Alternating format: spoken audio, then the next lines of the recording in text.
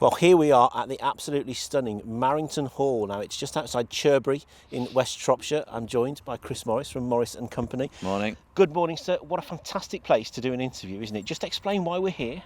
So we're here because we set a business up called Marrington Escapes during COVID. We realised that the staycation market was likely to expand given all the restrictions that were in place. And Marrington is an estate that the business bought in 2007 as an extension of our ongoing property business, which we've been in for 154 years now as a company. So it was a natural extension of our portfolio and spreading our property interests as such. And what's the history of this place? So Marrington Hall itself, it's 16th century. We managed to acquire the hall. We owned all of the ground around it, but we managed to acquire the hall about 3 years ago. It's 16th century Tudor building, listed, which means we have to be very careful with what we do with it. But as you can see, it's a beautiful property in the south of Shropshire, surrounded by the beauty that's all around us. And just set it in context, because the estate itself, there's lots of other properties on the estate which are also part of the business, aren't there? Yes. So this is the sixth property within the Marrington Escapes portfolio that we've managed to release, and yeah, a number of properties on the estate which we've worked very hard over the last year and a half, 2 years, to bring up to a very high calibre to launch onto the rental market. Brilliant. So shall we go and have a look round? I'm happy to show you around. Excellent.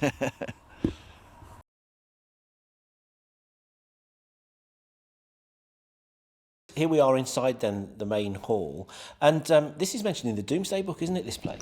Well, the Marrington Estate or Marrington as a place. So in 1086, it's referenced as forestry for fattening 15 pigs, believe it or not. But Marrington Hall doesn't go back as far as that, but the Marrington Estate certainly has been in existence and was referenced, so it was likely that there were habitations here. So tell us about, there's definitely habitations here now, isn't there? Lots of them. Tell us about what this specific building is used for, because you've got how many bedrooms? This would, house, a fair gathering of what, 15, 20 people? Yeah, so this property sleeps 14 people. Very much the flagship in our Marrington Escapes portfolio. As you can see, the interiors have been done to a very high standard. All of the properties have unique features and are very different, because we have converted barns, we have cottages, we have an old mill, and then here obviously we have the main flagship property of Marrington Hall. So there's a balance, isn't there, with a property like this? You want to keep the historic but bring some modern features and modern comforts in at the same time, don't you? Yeah, no, very much so. And the team we have back at head office in Welshbridge have very much been involved with trying to ensure that we keep all those unique features, and all of the interiors, all of the interiors that you see have all been done by our in-house team. Was the building in a decent state of repair when you inherited it then, was it? Not when we inherited it, no. We have done a certain amount of work. It hadn't been renovated or been worked on for many decades, so there was a lot of modernisation required, from kitchens to, there were some very interesting wallpapers on the wall, quite bright wallpapers that we needed to sort out. Of their era? Of their era, I think it's safe to say, yes, yeah. What I'm fascinated by, and what I'm almost, I feel like I keep getting distracted by, is I wanted to look out the window at some of the fantastic views here, and wherever you are in this building, there's a couple of different elevations you can see, isn't there? Yeah, you can see a long way, and all of the properties do have beautiful views here. We are in one of the most beautiful parts of Shropshire, I believe. It's a dedicated, allocated dark skies area. Yeah, it's very peaceful. There's a lot of wildlife around here because of that. So yeah, it's very much for people who want to get away from it all and reconnect with nature, really. I'm imagining, standing out on the lawn there, maybe stargazing on a clear night, must be great out here. Yeah. No, there's not a lot of light pollution, so yeah, it's a special place. My eye has been drawn by the dining room in here. Can we go and have a look at that? Let's go. Yeah.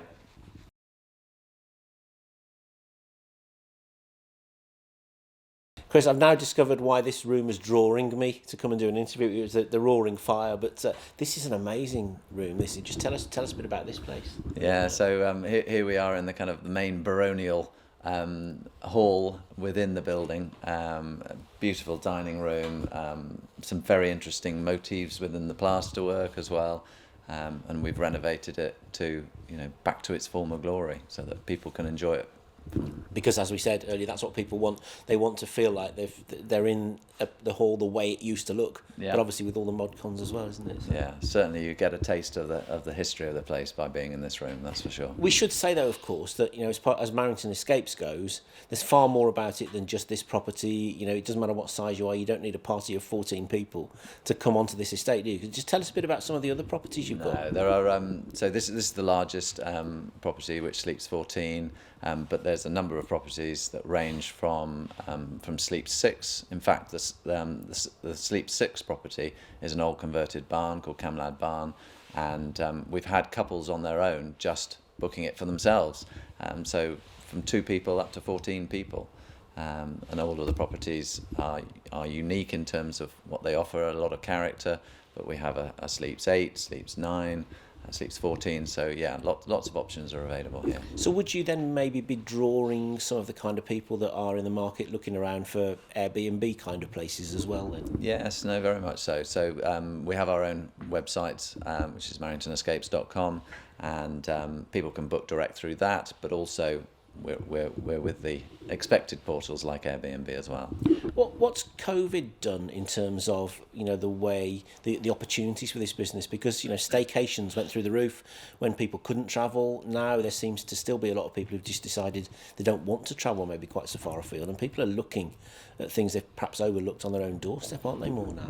Yeah, I think people are discovering how fantastic the UK is, and I think a lot of people are discovering Shropshire, who might not have known where it was, and what a beautiful place it was. But actually, the seed for the idea of setting up Marrington Escapes was germinated in COVID, when we thought that everybody wouldn't be able to travel so much, and that the behaviour might change over the coming years, and that is what's come to pass. So the idea came in COVID. All of the properties were on long-term leases, but we decided to set up a holiday rentals business, and yeah, a year and a half in, so far it's going well. Touching wood. There's plenty of wood here. There's plenty of wood here to touch, isn't there? Where are people coming from? I mean, how many people are coming, from quite locally and internationally? All over. We have a couple who are returning to us on a number of occasions from 20 miles away. We've also had bookings from Australia, and 2 days ago we had a booking from Canada. So yeah, all over. But as you would expect, there's a lot of people who are from the city who want to really have a countryside experience and a real connect with nature. So a lot, as you expect, from Manchester, Birmingham, London, all over. I'm imagining wildlife watching out here is quite good fun as well, isn't it? Yeah, if you're quiet enough, there's plenty to see. So yeah, there's kingfishers you regularly see on the river. There's otters. I've seen otters 3 times here in the last 2 years. And also increasingly over the last couple of years, might be because everything was a bit quieter with COVID, I don't know, but we're seeing a lot more deer in this area. So we have roe and muntjac, which quite regularly see now. A healthy ecosystem, that's what you want to see, isn't it, when you come out a place like this? Absolutely, yeah, and it's great that we're able to now share it with people from all over the country, and in fact, as we say, all over the world, if people choose to come from that far away. Absolutely. Should we tear ourselves away from the fire? Okay.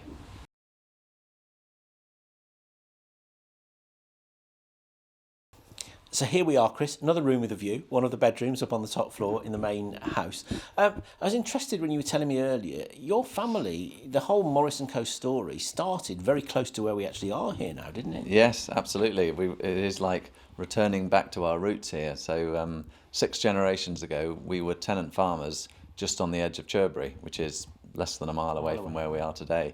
And it was from that large family, one of the children, James Kent Morris, who's 5 generations ago from me, so my great-great-grandfather, decided to head to the bright lights of Shrewsbury, where he set up a grocery store in Frankwell, and that was the start of our family business 154 years ago, nearly 154 years ago. So there's something quite poignant then about actually coming back pretty much here and setting up a new arm of the business. What do you think those founders would have made about the fact that you can't run something like this these days without drowning social media, can you? And I think it would blow their minds. I think he would find it amazing that his family would be able to come back and might own somewhere like this, which he may well have been aware of. But yes, in terms of the thought of being able to promote it via social media would be something that would be hard for him to comprehend. And as a business now, we've just passed 7,000 Facebook followers, which is a strange thing to say for me, but Facebook is for the older customers. Tell me about it. Yeah. And on Instagram we have about 1,000 followers, which is very much engaging with the younger audience. It's a key part of marketing, not just this business, any business, isn't it now? So. Absolutely, yeah. So we have a team back at head office who are working very hard to try and gain as much profile as they can for it, because people shop today through all different channels, whether that's online or hearing it through the press, or there's lots of different routes to market today. We'll have to get you on TikTok with this video, do you think? That's a scary thought.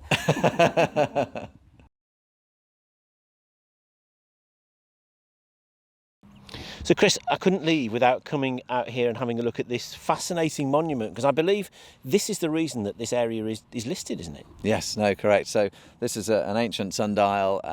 There's lots of various iconography on here, from Knights Templar crosses to owls. There's even a skull up here, and there's a date on the side here of 1505, which certainly suggests that it's been around for a very long time. The hall itself is 16th century, so this is likely to be older than the hall. But yes, because this is classified and listed as an ancient monument, that also then encompasses the whole property, so the hall is also classified within that listing. So do you know too much about why this is actually here then? We honestly don't know why it is here.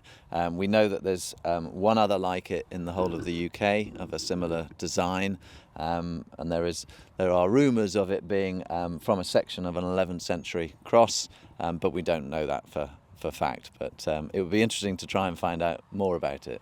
There's so much on it. It almost looks like the bits don't belong together somehow. But yeah, but isn't this what's fantastic about places like this in Shropshire? Because they've got so many quirky elements to them, and the historic side of it. You can smell the history, can't you, in a place like that? Yeah, no, it's all around, and there's a lot of history and a lot of mystery as well wrapped up with that. So let's say we're standing here in 4 or 5 years' time. What would you hope maybe you've achieved with Marrington Escapes, and what might we see here that will evolve? It's early days, because we only launched the business a year and a half ago in the middle of COVID, or as we were emerging from the COVID lockdowns. So we've been working on a number of properties. We now have 6 properties within the Marrington Escapes portfolio. Ideally, we would like to continue investing here, because there are a number of derelict buildings and old barns that we would love to convert and bring those into that portfolio as well. And who knows how many interesting things you might find in the process. We may well find some more. We must come back. Thanks for your time. Great to see you. Pleasure.